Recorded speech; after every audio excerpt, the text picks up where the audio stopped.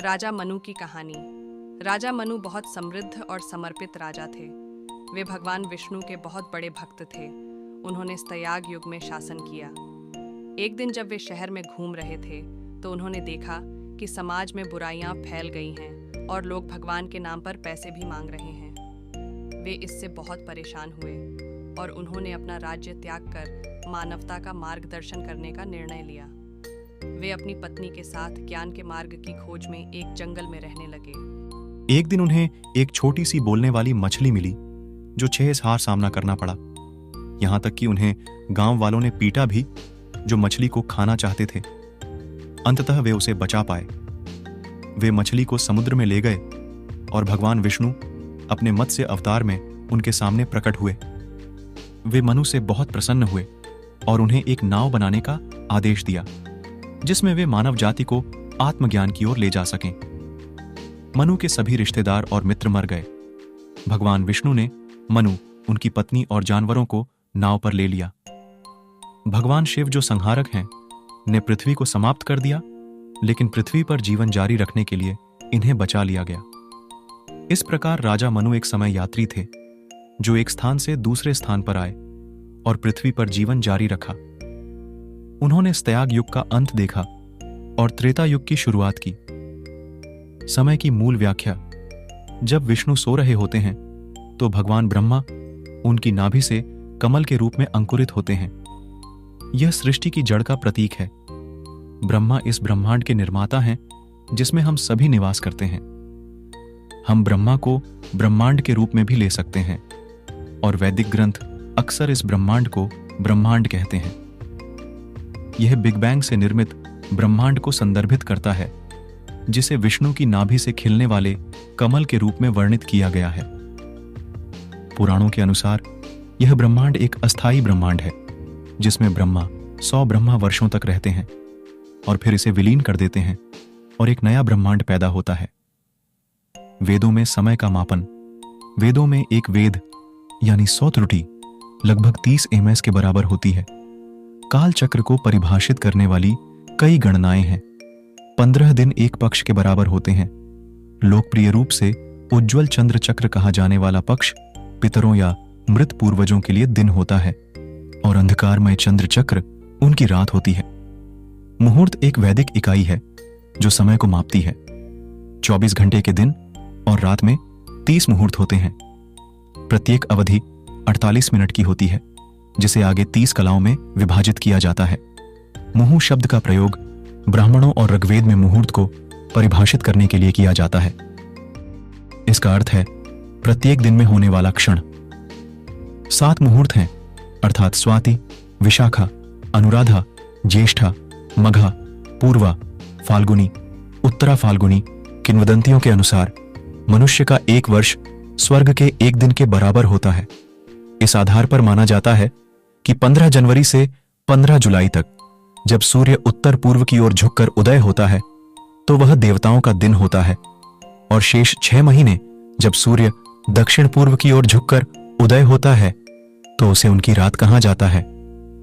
इन गणनाओं के अनुसार कलयुग 432,000 मानव वर्ष लंबा है। 4 युगों के एक चक्र को महायुग कहा जाता है। ब्रह्मा का एक वर्ष और दिन। ब्रह्मा के प्रत्येक वर्ष में 360 दिन होते हैं और हम अपने वर्तमान ब्रह्मा के 91वें वर्ष में हैं। वेदों के अनुसार ब्रह्मा दिन में सृष्टि करते हैं और रात में विश्राम करते हैं।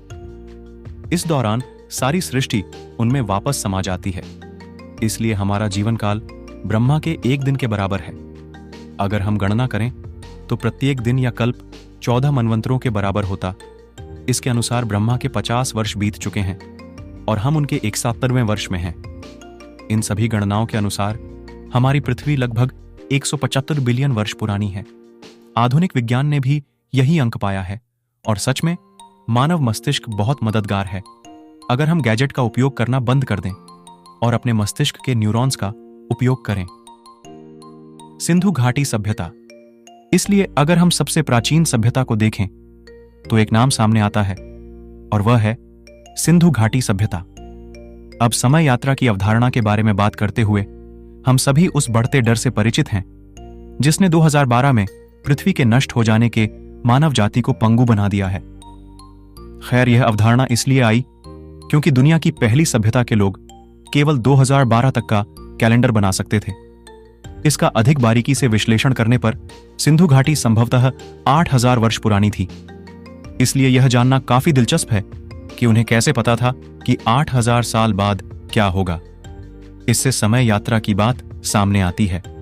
संभवतः उन्होंने भविष्य में मन या शारीरिक रूप से समय यात्रा की, और इस बिंदु पर वैज्ञानिकों द्वारा काफी बहस की गई है। विज्ञान और पौराणिक कथाएं। इस सब में सबसे दिलचस्प बात यह है कि विज्ञान और पौराणिक कथाओं के सिद्धांतों में समानता है। 2500 साल पहले यह दृष्टिकोण आज के समय से काफी मिलता जुलता था। अल्बर्ट आइंस्टीन के सापेक्षता के सिद्धांत में समय पर्यवेक्षक के संदर्भ के ढांचे के सापेक्ष होता है। यह पर्यवेक्षक की गति और गुरुत्वाकर्षण की शक्ति पर निर्भर करता है। हम इस बात पर बहस कर सकते हैं कि पृथ्वी पर समय अंतरिक्ष की तुलना में धीमा चलता है, क्योंकि गुरुत्वाकर्षण समय के बीतने को धीमा कर देता है। आइंस्टीन ने भी यही दृष्टिकोण रखा है कि समय पर्यवेक्षक के संदर्भ के ढांचे के सापेक्ष होता है।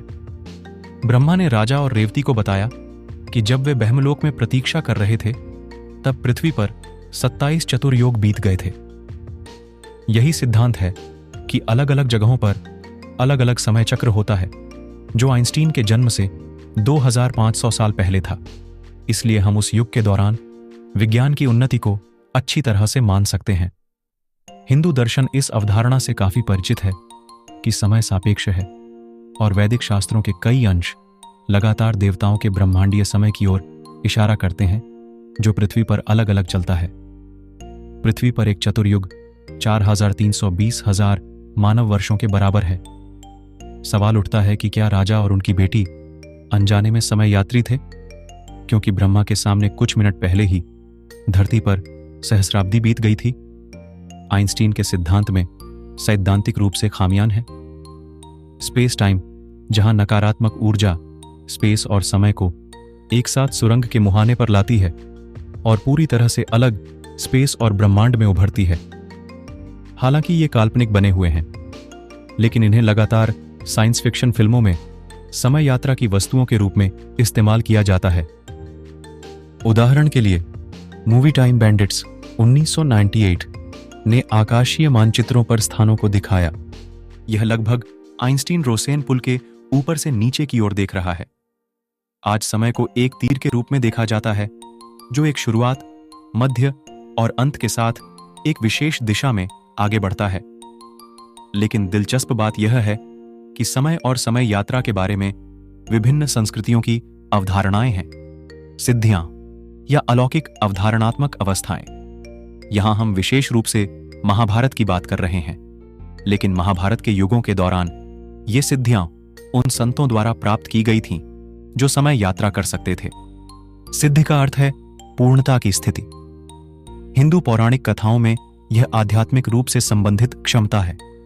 सभी साधु संत जिन्होंने ये सिद्धियां या अलौकिक शक्तियां प्राप्त की थीं, वे अंतरिक्ष और समय के माध्यम से यात्रा कर सकते थे। हमारे पास वाल्मीकि, विश्वामित्र, दुर्वासा और कई अन्य जैसे कई महान आर्षियों का उल्लेख है। उन्होंने इन सिद्धियों की शक्ति से विभिन्न स्थानों और विभिन्न आयामों की यात्रा की। सिद्धियों को योग के रूप में भी संदर्भित किया जा सकता है, और भगवान शिव को अक्सर महायोगी कहा जाता है। इसमें एक बहुत ही उल्लेखनीय बात यह है कि कैलाश पर्वत भगवान शिव का निवास स्थान पृथ्वी की सतह पर है, जो तिब्बत में है।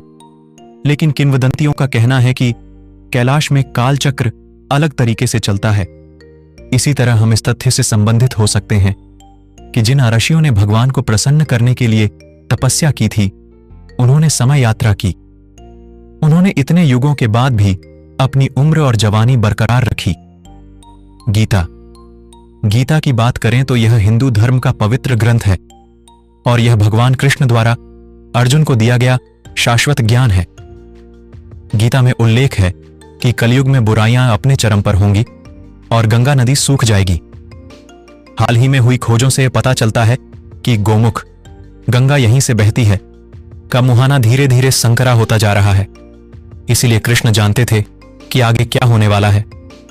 भले ही उन्हें विष्णु का अवतार माना जाता है, फिर भी वे मानव रूप में थे। इसलिए वे एक समय यात्री थे जो हमें ब्रह्मा, विष्णु और महेश जैसे त्रिकालदर्शी की अवधारणा तक ले आए। अंत में भगवान कृष्ण के शब्दों में, ऐसा कोई समय नहीं है जब मैं या तुम मौजूद नहीं थे, न ही ऐसा कोई भविष्य होगा जिसमें हम अस्तित्वहीन हो जाएं।